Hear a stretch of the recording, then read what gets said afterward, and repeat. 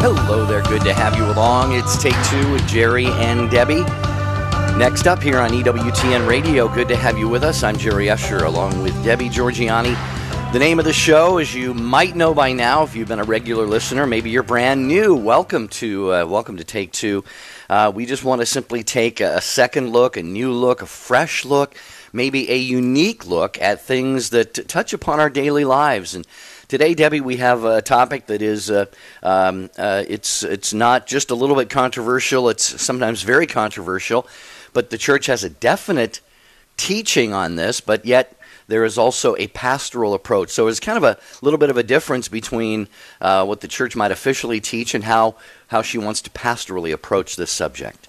Right, so we're talking today, we actually titled it To Put to Death or Not, and we're talking obviously about the death penalty, capital punishment, and where you stand on that discussion and the debate, actually, because it's an ongoing debate in many, many states, and a lot of pro-lifers take a very strong position and say, well, in order to be pro-life, you have to be firmly against the death penalty. Others say, well, I don't know if that's necessarily what's the church's teaching. And so a lot of folks are really somewhat divided on this topic, and that's what we want to talk about today. We want to have a healthy discussion on the death penalty and what the church teaches and what it advises us as the Catholic faithful. So we want to hear from you, 1-800-585-9396. If you have strong thoughts about this, we want to really put it into the discussion and see what comes out in the end, because we know, Jerry, and I'm saying this, I've said this probably a million times, that we learn and grow from each other.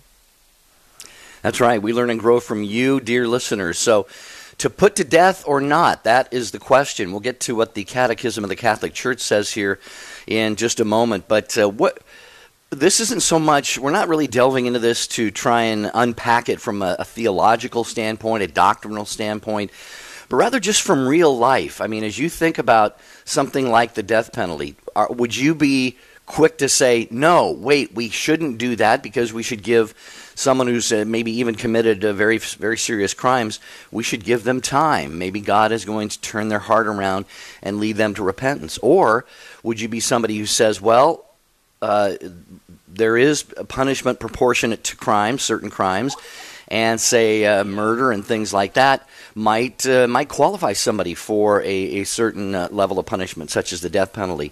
And if you maybe you're someone who personally has been touched by a tragedy. Debbie lost her brother-in-law.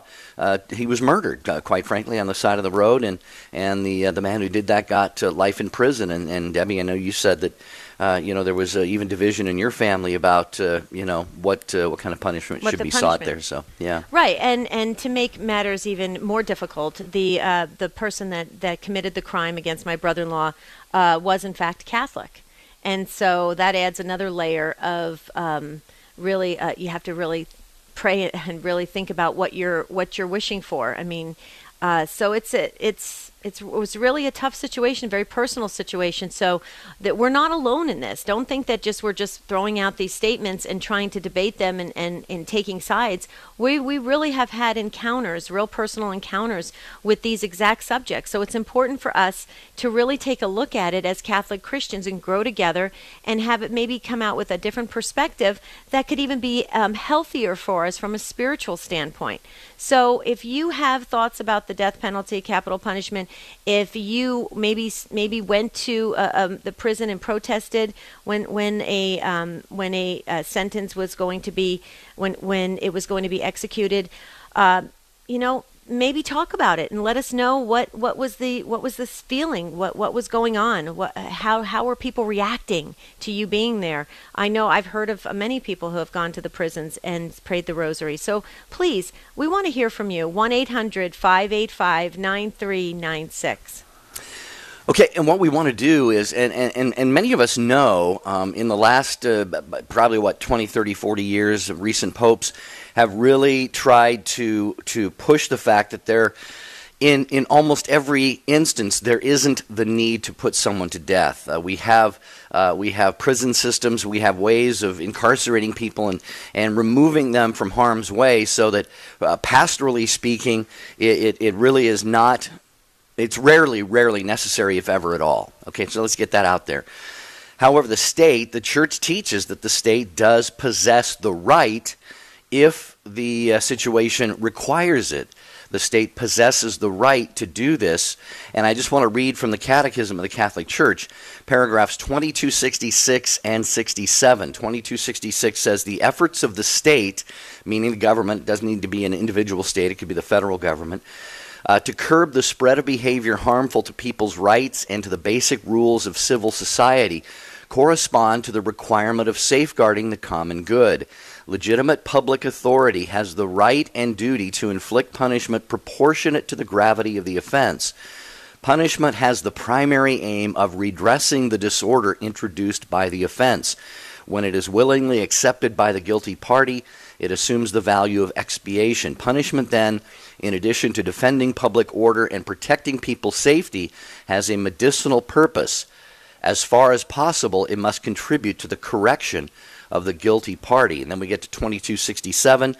It says, assuming that the guilty party's identity and responsibility have been fully determined, the traditional teaching of the Church does not exclude recourse to the death penalty if this is the only possible way of effectively defending human lives against the unjust aggressor. So, who wants to weigh in on that? Is it ever necessary? Is it sometimes necessary? We're just having a frank conversation here with the Take Two family, Debbie, and I think we have a lot of interest in this topic.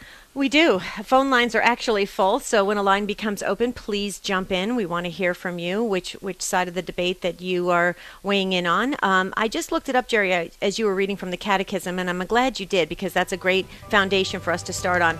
And I'm showing here, and somebody correct me if I'm wrong, that 32 states in the United States, 32 states have legalized, it's legal for capital punishment. 32 states. So it's a very important topic. We want to hear from you. 1-800-585-9396. Toddlers are really cute until they don't get what they want. Then they throw things, stomp their feet, and scream. There's a toddler inside your head, you know. It's cute until your life doesn't go your way. Then that inner voice yells, screams, and kicks until you're exhausted.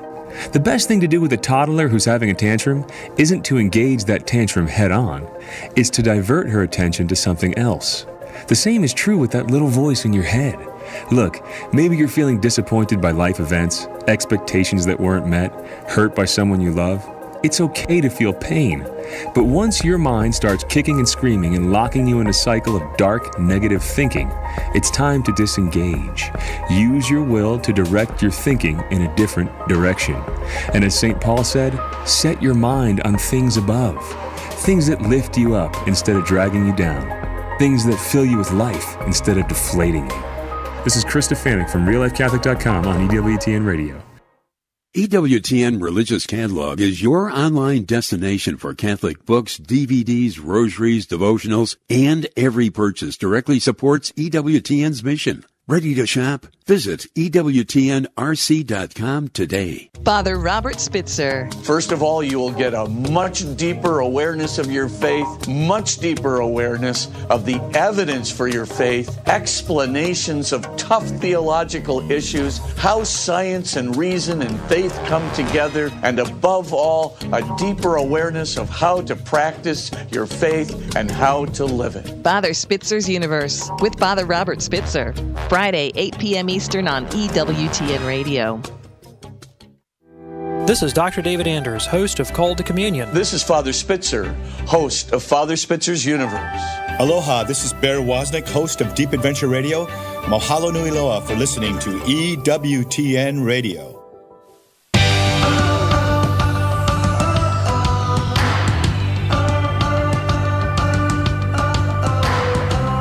To put to death or not? That is the question we're just having a conversation about here on Take Two with Jerry and Debbie. We have established that the state does have the right, and the Church recognizes that right in circumstances where it's necessary to inflict capital punishment on somebody. But the Church is very quick to say, especially in recent decades, that it sees very few, if any, instances where that should be necessary. So we just want to kind of check the temperature of you, our listeners, and see kind of generally what people feel about this.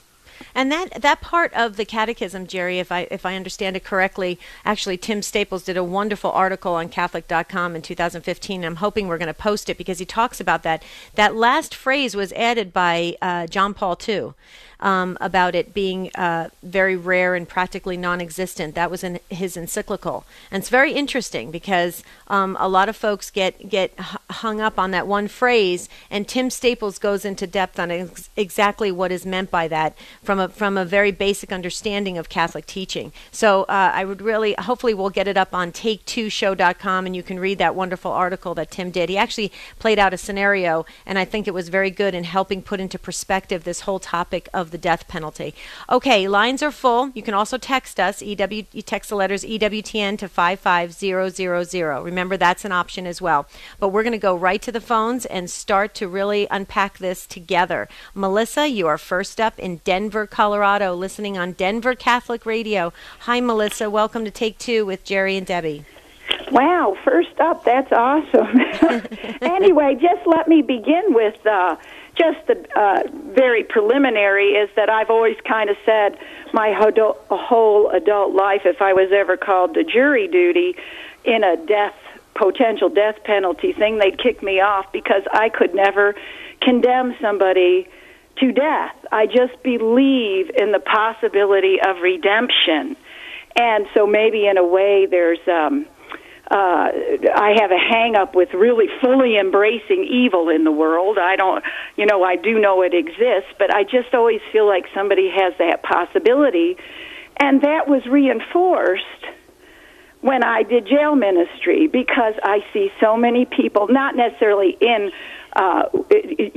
ready to be for a murder charge or anything, but I see so many people who have never been presented the gospel. The big word these days is the kerygma. They've never been told the good news. And so they've kind of had their hearts hardened by the world, and they don't even understand life. And if we're going to have compassion towards the woman who chooses an abortion because she really doesn't get it, the world has told her this is not a baby, or even if it is a baby, your life is more important than this baby inside your womb, and she's never been told the truth. She doesn't get what she's doing, and we need to reach out to her in compassion, help her come to the truth, and then lead her down that path towards Christ. I guess I feel the same way. There's a lot of people in jail who just don't get it. So whether they've committed a murder or something else, I want to give them a chance to get it. And that's why myself could never commit somebody to the death penalty. I do understand the Church's teaching, and I fully accept that. And in a time gone by, like Tim Staples talks about, we didn't have the facilities, the ability, the whole nine yards, and we have to recognize evil, and then, we take their lives because we have so many more we need to save, kind of thing. So I understand that. I myself could never go there. So that's the way I take it. Yep. Wow, that was a lot, Melissa. As you were speaking, there were so many of the things that you were saying that ring true to me as well. One thing that I as you were talking, I was thinking to myself when I was looking at the stats of 32 states have it legal for the death penalty. Is it possible that death penalty is there as a deterrent, just to keep people from making that additional step from really horrible, horrific crimes that they possibly could commit? I mean, is it possible that is put in place as a safeguard for the rest of civilization? I'm just curious on your thoughts on that since you did prison ministry. I do think that is there, but I also think increasingly we see people that are so disaffected. I don't even think they think about the implications necessarily. They act on their emotions. They don't fully embrace it. They've never been taught.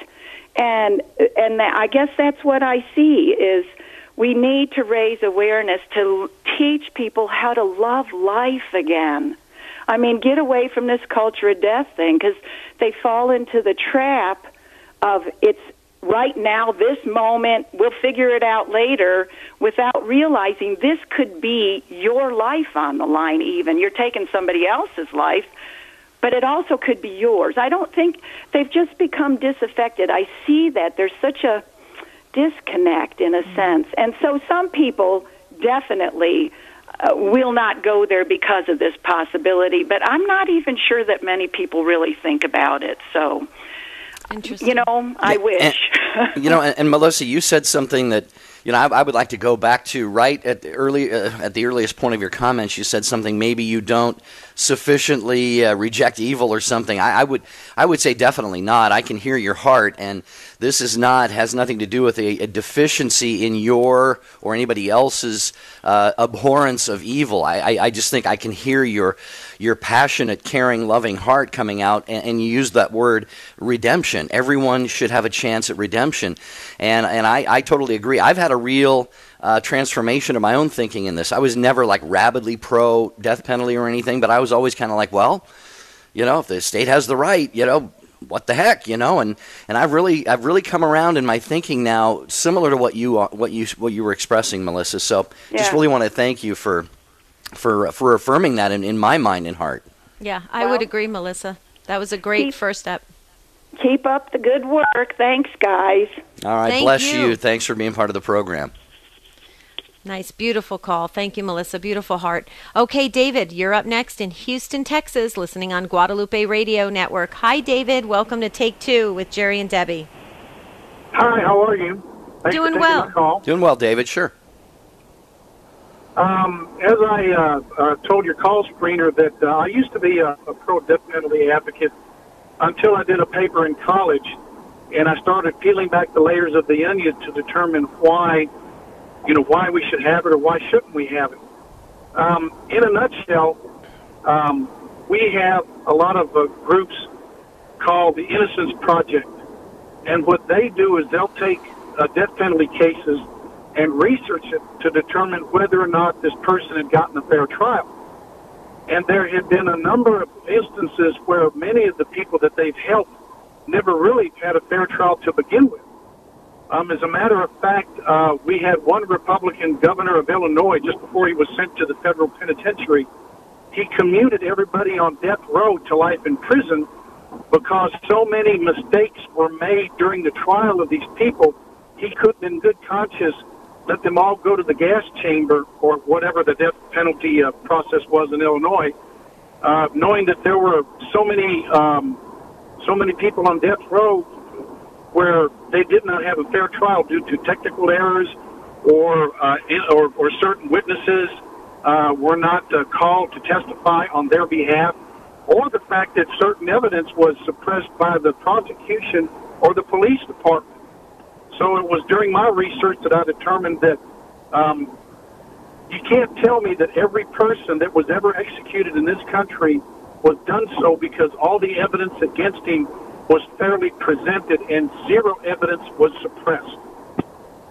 Yeah. David, this is a great point, and I'm glad that you made it, because not only could we talk about maybe people not getting fair trials, but I have heard statistics that, and I don't know if this is right or not, but up to a third of prison inmates are actually innocent anyway. And somebody, they've been, I don't want to say framed, but maybe they fit the description of someone who committed a crime or something, and they were tried and put in prison, and they had not even committed the crime. So there is that fact that we're possibly even sending not only people who didn't get a fair trial to the death penalty, but someone who might be completely, totally innocent, had nothing to do with that. So, Debbie, I think David has brought some really good insights to this conversation. Well, yeah, definitely. And I think when you look at the numbers, even within the past couple of months, you'll read nationally that a man who was convicted of robbery was turned loose 25 years later because the evidence against him was incorrect or suppressed, or somebody else finally confessed to the crime. But you'll never have the prosecutors and you'll never have the police department ever admit in public that they've made a mistake, because then that would taint every other criminal case that they tried in court.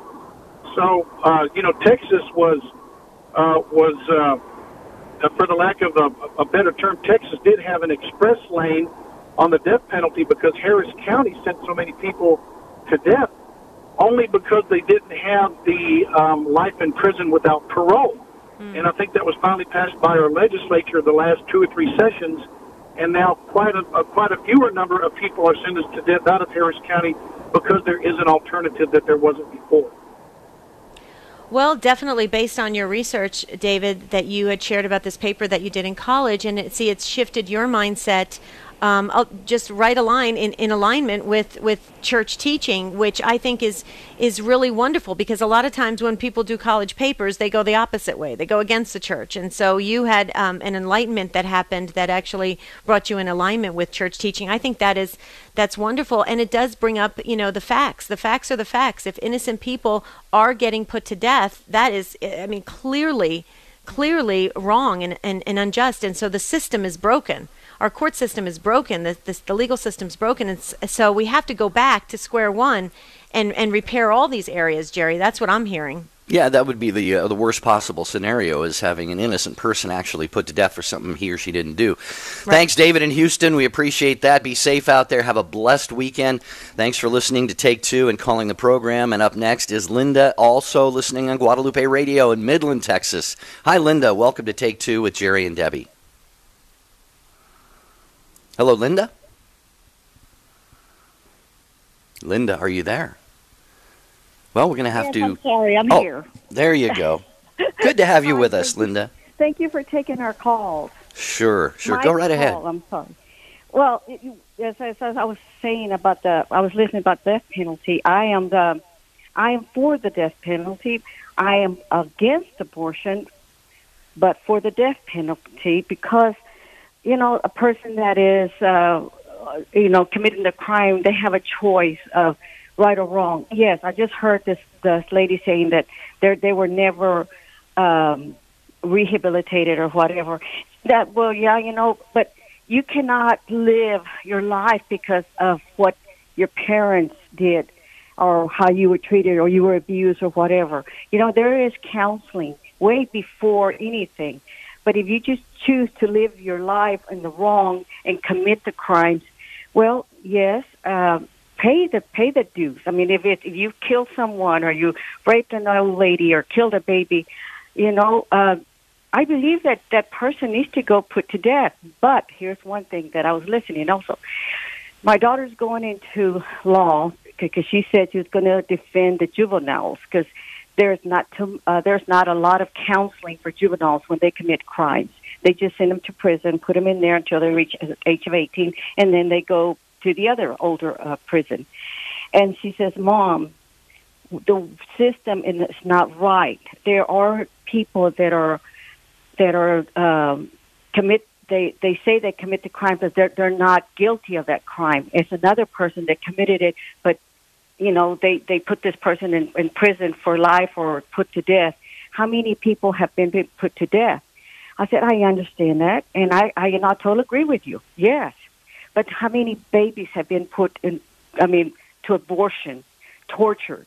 They're 9 months or 8 months, and they felt the pain even by a month. They have feelings, and the mom had a choice to do good or bad, and she chose to do bad. So that baby didn't have a chance because this baby's under the mom's care. So my nephew was murdered. He was 11. We never had a trial. And so they just decided to say, okay, the guy said, I did it, and I'm not going to go for this. You give me this, I'll take it. So they gave him 15 years, and he's out. Which my nephew was only 11. He could have been someone. He could have been a doctor, an attorney, or working out in Congress, whatever. But see, that's what I say, that they cheated. He cheated my sister-in-law and my brother out of the baby of the family.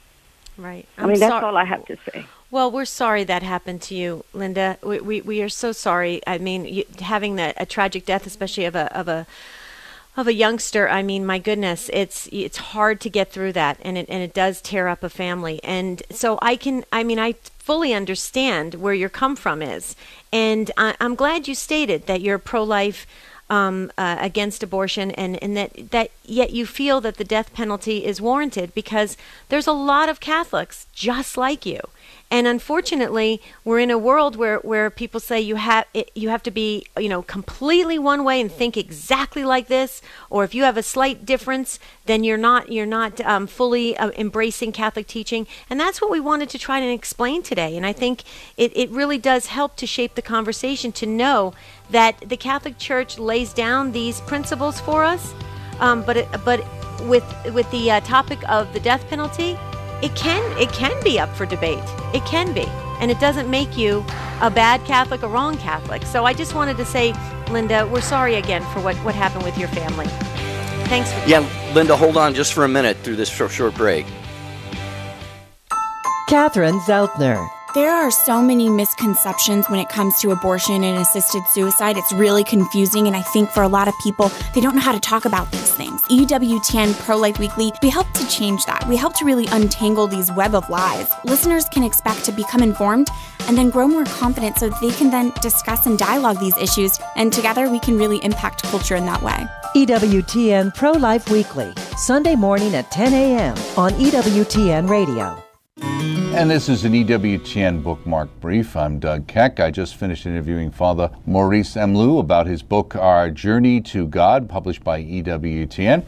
Tell us about it. It's also subtitled, An African Priest Explores the Power of Faith from Abraham to You. As best you can, give us a short synopsis of this work. It really walks you through from the actual objective dimension of revelation, the nature of faith, to the living the life of faith itself, the real aspect of living the life. And it walks the two arms and brings them together.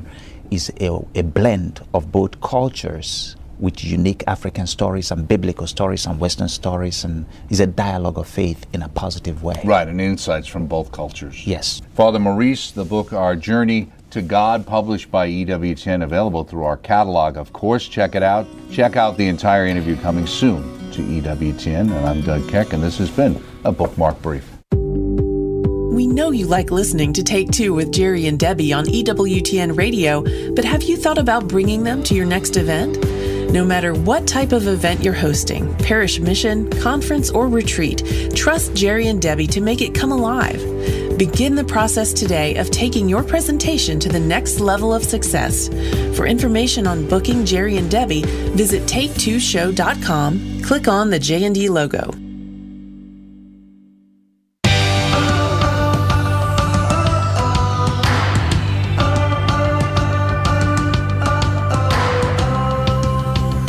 Very nice to have you with us on this Friday edition of Take Two with Jerry and Debbie, talking about to put to death or not, having a very, I think, lively and informative discussion about the death penalty. We have laid out the fact that the Church recognizes the state has the right in certain and increasingly more rare situations. Maybe there aren't any situations in countries like the U.S. where it's necessary, but at the same time, pastorally speaking, the Church certainly wants to err on the side of giving mercy and allowing for the possibility of redemption.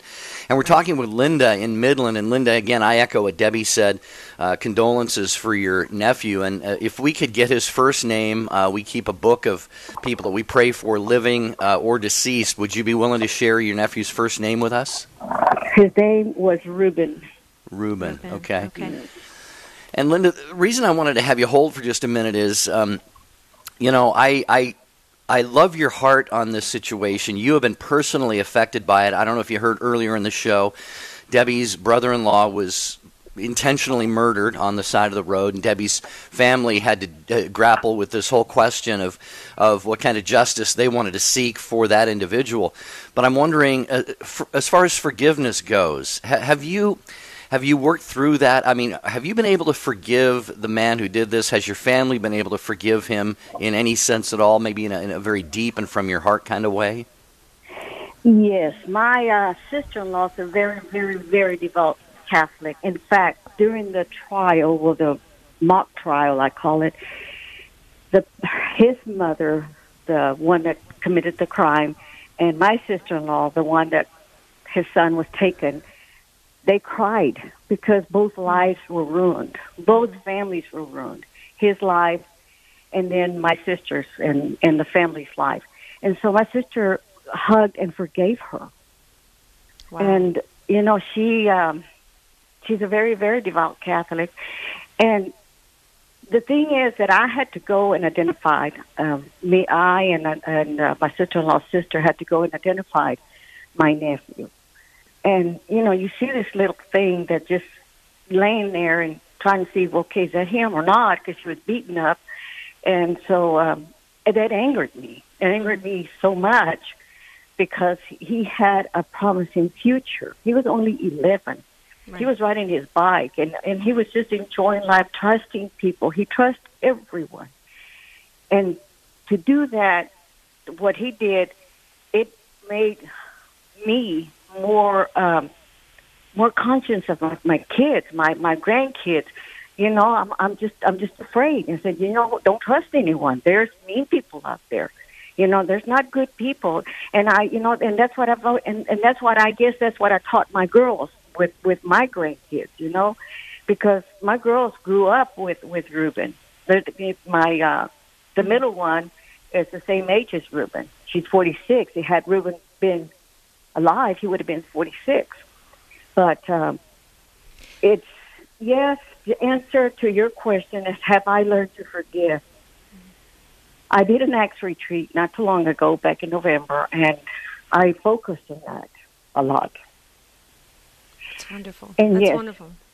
Yes, Linda. Well, Linda, it can take time. I was just gonna say that, Linda. It takes time to do that because you're always remembering Reuben, and you having to.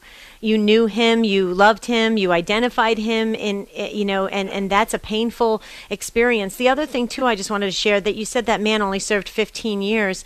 I mean, that's got to be very painful for the family. It is. It is painful. Right. It is painful because he's out there living his life. Right, and Reuben's not. Right. No, he's not. And I'm with the victim awareness in Austin, Texas, and so I know his number, his prison number. I know all of that, and so I keep in touch where he's at. So right now he's in Houston. He's doing photography. Can you imagine that? Well, yeah. See, this is why it's a really this subject is very touchy. It hits people in different ways, and so I totally can relate to your stance on it, Linda. I can, because it's unfair. I mean, as a justice-oriented person, it sounds like you are. I'm the same way.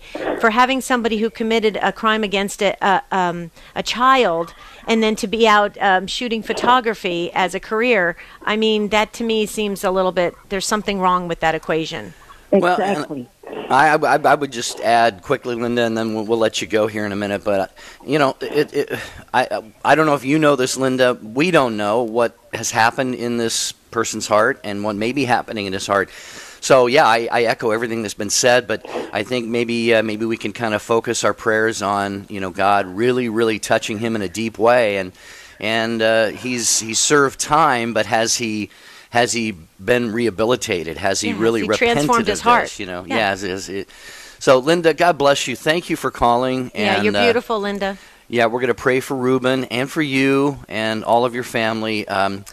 They say time heals all wounds, but Debbie, sometimes I think there are some that only eternity is going to ultimately heal. So, Linda, God bless you. Thanks for calling. And Jeff and Marcia, you're in the queue right after Cindy. Cindy's in Walla Walla, Washington, listening to Sacred Heart Radio. Hi, Cindy. Welcome to Take Two with Jerry and Debbie.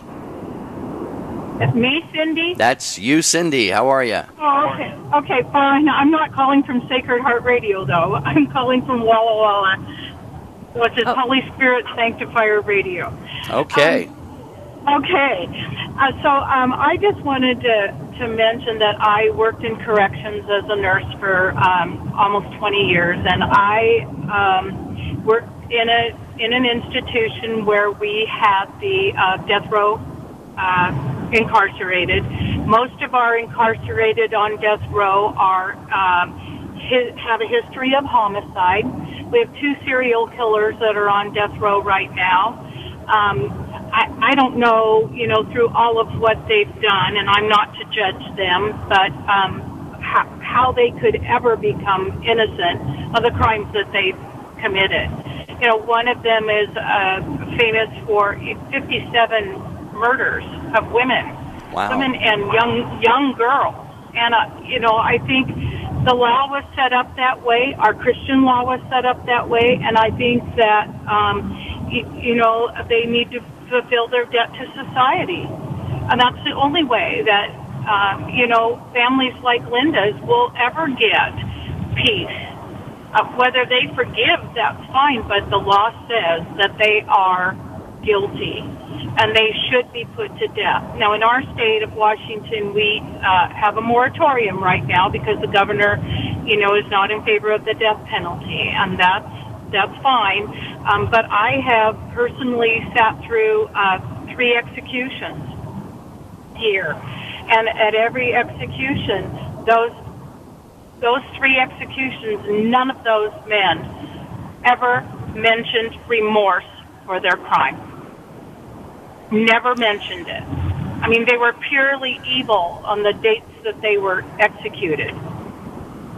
Just spitting like the devil. So it really makes it hard to not support the death penalty. Well, yeah, Linda, Cindy, first I got your radio station wrong, now I got your name wrong. But you've had, if I can put it this way, can we bring her down, please?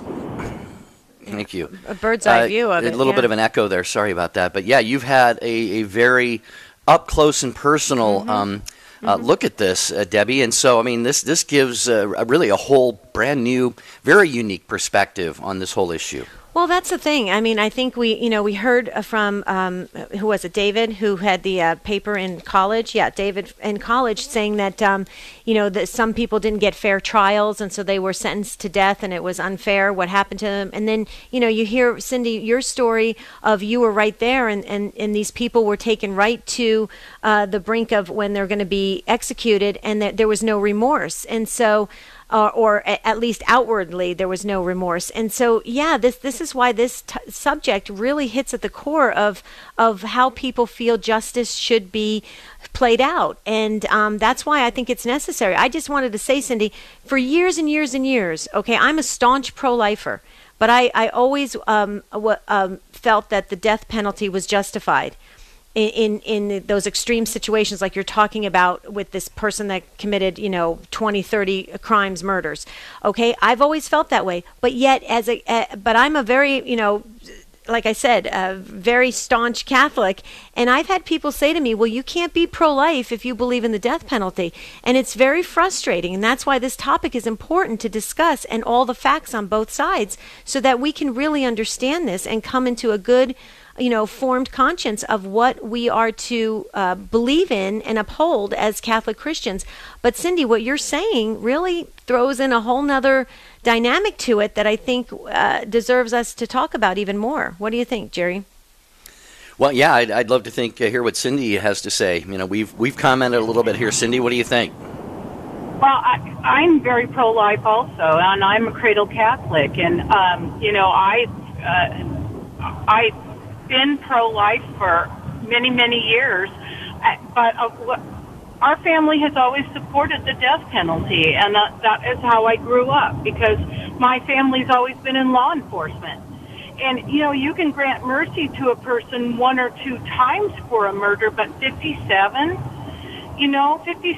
times or 27 times or, when you have a history of homicide in your background, how can you be innocent of the crime? I mean, I don't know. I just have a tendency to lean towards law enforcement and the justice system, and I think in Washington State so far, our justice system has carried out, the penalties very well. Good. Good. Yeah. Excellent. Yeah, Cindy, thanks again for joining us on the program today. Yeah, this is really these are really extreme situations that call for closer examination. And as you said, Debbie, echoing what Cindy said, given more time, would these men have softened their hearts? Would God have softened their hearts? Would they have converted? Would there have been repentance? We don't know. But that's... Well, thank you, Cindy, for all the work you do. I mean, that's great work that you're doing. I'm going to throw a curveball out here, Jerry, because I have to tell you something. This is my personal feeling. I believe sometimes the being put to death is probably an easier way out than serving life in prison. I mean, you know what I'm trying to say? I mean, sometimes I think that it's really bizarre what has happened in the dynamics of the prison system. And so I don't know, there's some strange things, strange dynamics with this whole death penalty, capital punishment. And it's really important for us to really make sure we understand it very well. So Jeff, you're up next in Denver, Colorado, listening also on Denver Catholic Radio. Hi, Jeff. Welcome to Take Two with Jerry and Debbie. Hello. Hello. Hi, Jeff. Hello. Okay, I've got a sign that I took downtown Denver and also at Planned Parenthood. Is it okay if I read it? Yeah. Depends on what the sign is. Okay. Yes, yes. Okay. Once you decide when someone dies, the next step is who should die. Do not all of us have a right to die whenever we want, no matter what the reason should be? I hope no. No to abortion, no to assisted suicide, no to capital punishment. Okay. And what's really interesting with this, when I took this to Planned Parenthood and stood out in front of Planned Parenthood, I've got a lot of Christians that challenged me on the capital punishment. And the comment that I came back to them, we're standing here in front of Planned Parenthood where it's been stated that some of these doctors have performed over 1,000 abortions, and then we're saying we need to have justice for someone who commits capital punishment with death when they've killed maybe 5 or 6 people. And this person, as a doctor, not that should anything be done to him in a sense since it's legal, but yet he'll never serve a day in jail, never serve even court, and even if it becomes legal, he still won't serve any time. Where's the justice, I'm wondering, with this? Yeah, Jeff, interesting that you point this out. I have this phrase that I think of in my head sometimes. It just pops into my head whenever I'll hear a siren, and sometimes I'll think, oh, the police are going to arrest another abortionist. Sort of almost fantasizing that it would be illegal. It's awful. I mean, you make a good point, Jeff. I mean, some abortion doctors have taken tens of thousands of innocent unborn lives. And obviously, the fact that it makes it that it's legal does not make it morally right whatsoever. But anyway, Debbie, I don't know. Do you have? No, I was just going to say though, Jeff. I mean, your sign. You have 2 non-negotiables on there: euthanasia and abortion, and then you have the death penalty, which is not a non-negotiable. And Tim Staples actually talks about that in the article. And by the way, that article is posted now on take2show.com. I encourage all of our listeners, please go read this article that Tim Staples wrote. It's phenomenal. He did a great job explaining it. And that's where I think the debate comes in, Jeff, is that a lot of times we want to lump the capital punishment into a non-negotiable for the Catholic faithful, but it in essence is not. So that's where that fine line is there. And so I understand where your definition of it is, and where how you have equated it to the murders of the unborn babies, and how it's that same thing with the doctors getting off scot-free. But in the cases of the church looks at it from a very broad perspective, from tradition, from scripture, and so they have to be very careful what they say is not contradicting what's in Scripture. And so with the capital punishment, with the church is staying in line with Scripture and tradition, so as to not bring forth scandal to the faithful. So I think it's very interesting. I don't know, Jerry, if you wanted to comment on that. Well, again, I would like to just go back to Jeff and get his thoughts on that. Oh, the one thing I do and I actually see with the capital punishment is where I can see this in the point of where, and I look at it as more instead of the capital punishment as self-defense, where a lot of times it's brought up with the war situations. Well, we're killing in a war situation. But that's kind of a sense that either what we have as our freedoms is at stake, or even our own lives are at stake. And I look at that as more of a self-defense than actually a life for a life kind of issue. And I can actually see the capital punishment in a sense that if there's a person that's just, even in prison, there's a high risk, then that could be debated. Is it worth taking their life or not? And sometimes people's lives are taken in prison, security guards and that, and I've heard that too. And that's very understandable there too, how much chance you take with someone. Self-defense is a good phrase that has now thankfully been introduced into this conversation, because really the death penalty, what it amounts to is it's societal or civil self-defense. It's the state's version of self-defense. And maybe an analogy will help. If you've got somebody who is attacking someone on the street and that person has a right to defend himself or herself, if the police come along, handcuff the guy, get him on the ground, surround him, and he can't do anything else, then that situation has resolved itself. And so maybe what a lot of people say, and Jeff, you might be saying this, is imprisonment kind of serves as that part of the analogy that I just gave. You've got someone who is out there committing grave crimes, and then the handcuffing is putting this person in prison, where ideally they can't get out, they can't perpetrate other crimes. Unfortunately, a lot of people get out, as we had one of our earlier callers say, this gentleman served 15 years and then he was back out, and